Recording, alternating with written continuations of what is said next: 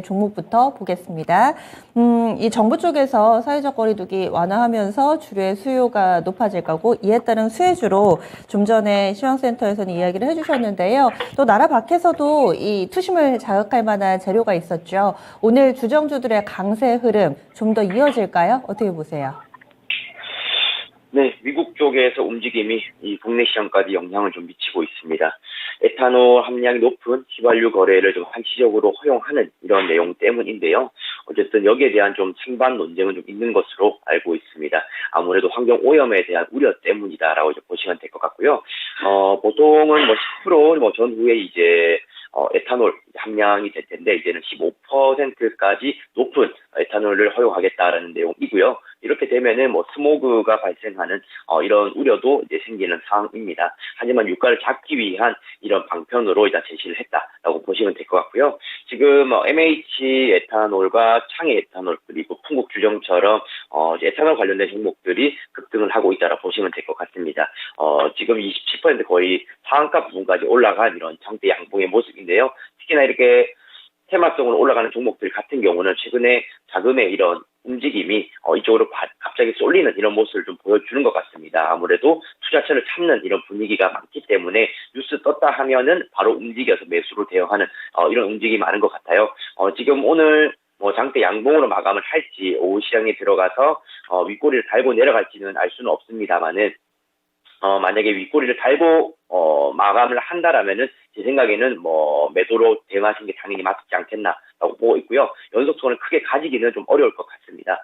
하지만 오늘 장대 양봉을 채워서 마감을 하거나 그 부근으로 마감이 된다라면은 그는 또 랠리가 또 달리 진행이 될 수가 있기 때문에 수목금 정도는 또 움직임이 달라질 수 있다라고 이제 보고 있습니다. 그래서 결론을 말씀을 드리면은 오늘의 종가가 중요하다라고 보시면 될 것 같고 대장주로 자리 잡은 MH 에탄올이 어떻게 끝나는가에 따라서 다른 종목들까지도 영향을 미칠 수 있다라고 보시면 될 것 같고요. 어쨌든 연속성을 가지게 되려면은 오늘은 장대 양봉으로 마감이 되는 게 좋을 것 같고 윗꼬리를 달고 마감을 한다라면은 큰 기대 않고 차익 실현으로 대응하시는 게 좋겠다라고 말씀드리고 싶습니다.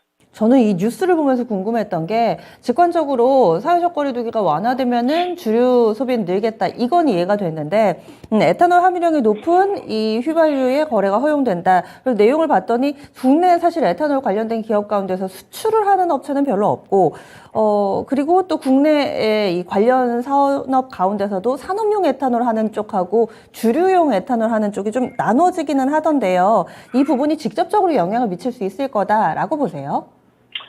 네, 그 부분 때문에 저도 연속성에 대해서 계속 의구심을 갖고 있는 상황이고요. 정말 테마성으로 반짝 움직인 것 같습니다. 요즘 테마성 이 자금이 사실 움직일 곳이 많지는 않은 것 같아요. 특히나 이제 활용하기 좋은 미국의 이런 뉴스거리가 하나 떴기 때문에 이쪽으로 자금이 이동했다라고 보고 있어서 연속성을 가지기는 굉장히 좀 어렵다. 하지만 장대 양봉으로 거래량이나 거래 대금이 몰리게 된다라면은 수목금 정도는 단기 트레이딩이 가능하다라고 이제 의견을 드린 거고요. 그마저도 오늘 윗꼬리 달고 내려오게 된다라면은 랠리 추가를 기대하는 것은 더 어렵다라고 보고 있습니다. 그래서 아마 다음 주나 다다음 달 이렇게까지 들고 가는 것은 무리수다라고 이제 보시면 될 것 같고요. 크게 연관성, 재무제표로 우리가 이어졌을 때 매출액이나 영업이익 변화를 기대하기는 어렵다라고 말씀드리고 싶습니다. 짧게 보자 의견 주시네요. 그리고 또 이쪽 철강, 중소형 철강주들도 강세 흐름 띄고 있습니다. 외부의 요인이 작용을 하고 있는데 이쪽은 어떤 대응 필요할까요? 네, 철강 같은 경우는 미국이나 유럽 쪽에 액화, 천연가스 터미널 건설이 좀 증가한다는 이런 소식이 좀 있었고요. 거기에 이제 철강 제품이 많이 들어가다 보니까 지금 좀 주목을 받게 되는 것 같습니다. 천연가스용 파이프 공급 계약도 이제 나타나고 있는 이런 상황이고요.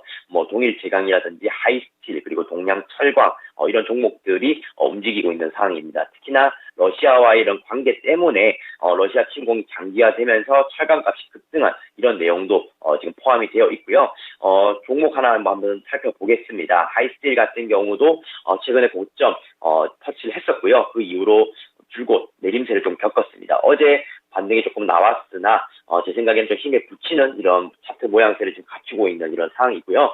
뉴스거리가 나오더라도 연속성을 조금 가지기 힘든 이런 상황이기 때문에 마음의 준비를 좀 하셔야 되는 이런 상황이라고 저는 보고 있습니다. 동일제약 같은 경우도 15% 상승하고 있지만은 이제는 음봉으로 전환했어요. 지금 이렇게 보면은 연속성을 가지지 못하는 부분이 좀 뚜렷하게 나타나고 있는 상황이어서 지금 뭐 매수로 대응한다든지 이런 것은 굉장히 부담스럽다라고 말씀을 드리고 싶습니다. 그리고 이미 가지고 계신 분들 같은 경우도 저는 지금이라도 차익 실현이나 엑스를 하시는 방향으로 말씀을 드리고 싶고요. 출구를 찾아가시는 게 좋은 전략이 되지 않을까라고 생각하고 있습니다.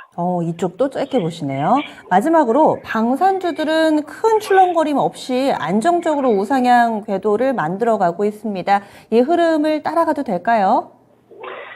네, 방산주 같은 경우는 러시아 우크라이나 사태로 우상향을 조금 안정적으로 탄탄하게 가져간 것이 눈에 띄고 있는 상황이고요.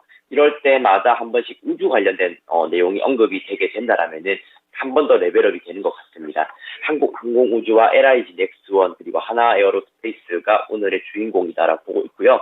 3, 4% 정도의 상승이지만은 저는 좀 고무적으로 좀 보고 있는 상황입니다. 정부에서 우주 산업에 대한 이제 육성을 좀 박차를 가하겠다 이런 내용도 좀 나오고 있고요. 우주 산업에 대한 이런 정책적인 지원이 되게 된다라면은 지금의 상황보다 하반기에는 더 나아질 수밖에 없는 그런 것이 예측이 된다라 보고 있습니다. 한국항공우주 같은 경우는 최근에 지수가 재미없음에도 불구하고 깨지지 않은 이런 모습을 보여주고 있는데요. 이런 것들이 좀 연속성을 가지게 될 가능성이 높을 것 같습니다.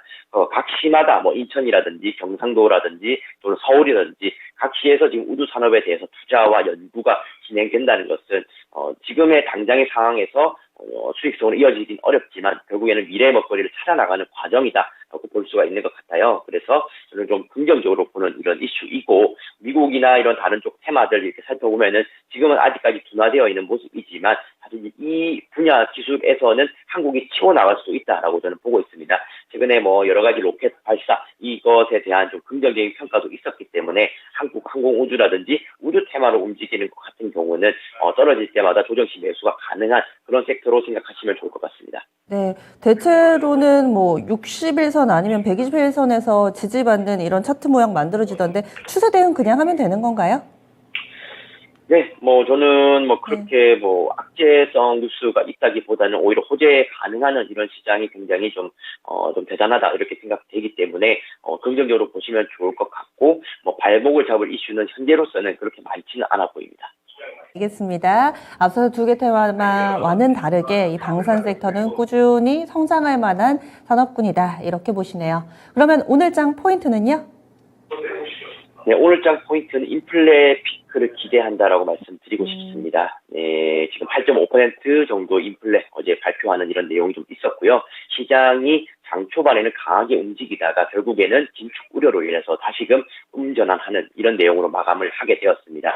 국내 증시 같은 경우도 그런 것을 요즘에는 주목을 하고 있기 때문에 미국의 물가 지표라든지 중국의 물가 지표를 계속적으로 주목해서 보셔야 되는 내용이고요.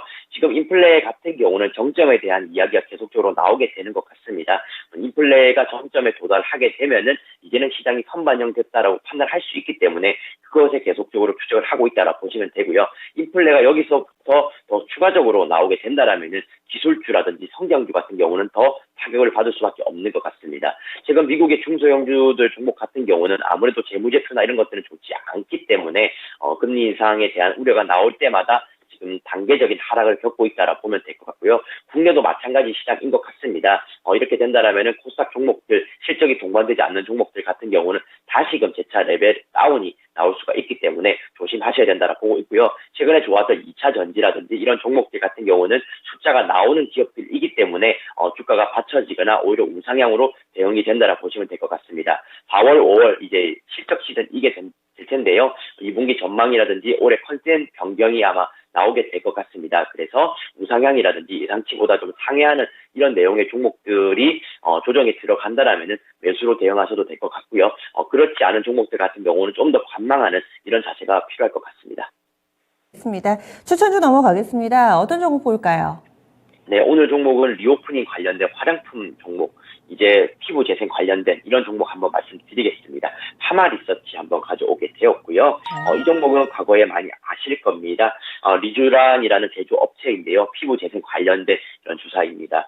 이 기업 같은 경우는 올해 영업이익을 668억 원 정도로 전망을 하고 있고요. 전년 대비 27% 정도 증가한 수치다 하고 이제 보시면 될 것 같아요. 이런 의료용품들 또는 화장품들이 다시금 움직이는 것은 리오프닝에 대한 이런 기대감이다라고 보시면 될 것 같고요. 금요일에 새로운 또 사회적 거리두기 방안이 또 나오게 됩니다. 이제는 지금보다 더 완화된 이런 내용이 발표될 것이기 때문에 좀 어떻게 보면 외모에 좀 더 신경을 쓰는 이런 내용이 나오게 될 것 같아요. 그래서 이미 선반영되면서 상승을 하고 있지만은 이런 종목들이 다시금 주도주 역할도 할 수 있기 때문에 지금 3, 4일 쉬었던 시점에서 추천드리게 되었습니다. 리서치 차트 보니까 거의 직전 고점 부근이네요. 이번에 뚫어낼 수 있을까요? 가격 전략 알려주세요.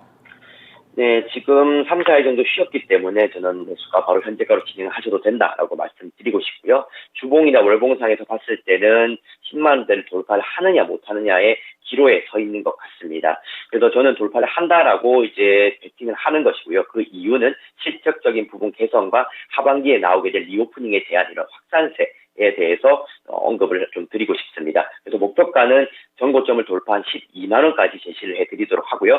손절가는 좀 짧게 9만 원 말씀드리도록 하겠습니다. 네, 고맙습니다. 네, 감사합니다. 네. 오늘의 추천주 파마리서치였습니다. 사회적 거리두기가 완화되는 분위기 속에서 미용에 대한 관심이 고조되고 이에 따른 수혜주로 설명을 해주셨는데요. 지금 주가가 97,000원입니다. 업사이드 약 20% 정도 보면서 12만 원 목표가로 산정이 됐고요. 손절 라인 리스크 관리 다만 좀 짧게 되고 있습니다. 9만 원에서 리스크 관리 해보자 손절 라인 설정이 됐으니까요. 또 접근하시는 분들 이 부분도 꼭 기억해 주세요. 지금까지 신한금융투자의 신병재 부지점장이었습니다.